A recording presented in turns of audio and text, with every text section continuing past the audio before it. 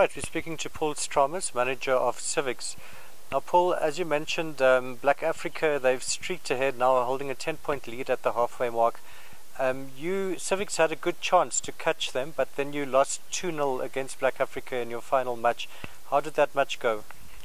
Helga, the thing is that, as you can remember, from the starting 11, only 3 guys was our regulars in the last season. That is Costa up front, that's Heine, and that is Pizzo in the goals.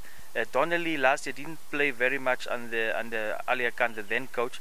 So for us, we put up a very young team. The advantage that we have is that we are building a very young squad now. So with this squad, we don't expect very much of miracles this season. But as from next season, if we can keep them together, and the season after that, we can be a force to be reckoned with. Black Africa, on the other hand, got a very, very formidable squad. You must remember they are the defending league champions. They maintained about 95% of their old squad. So they are very much composed already, and they are very much playing together for a better time of 2 years now.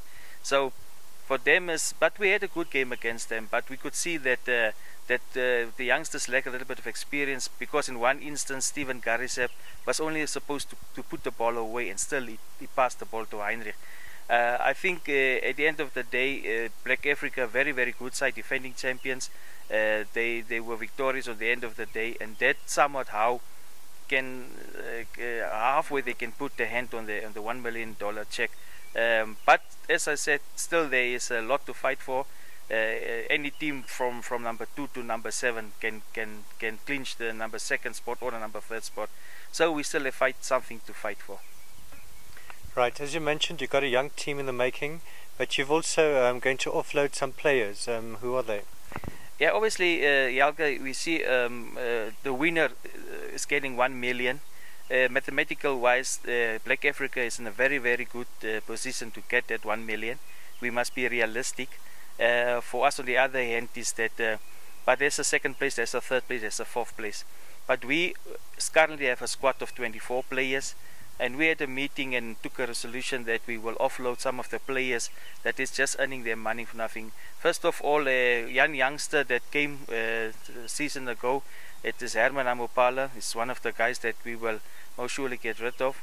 From the new guys that came to us this season, that is Gustav Chituko, which we got from Black Africa. Unfortunately, he only featured once when we played in Rundu, and he was also substituted still in the first half. So he's not any value to us, and he's there with a high salary.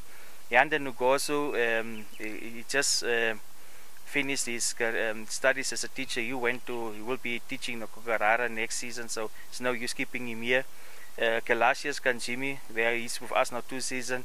We also felt that he's not coming to the party. And I think the biggest player that somewhat how now is in this, where the other one is Linton Asep. He was with us, he went to Blue Boys, he came back, but also he's not up to standard.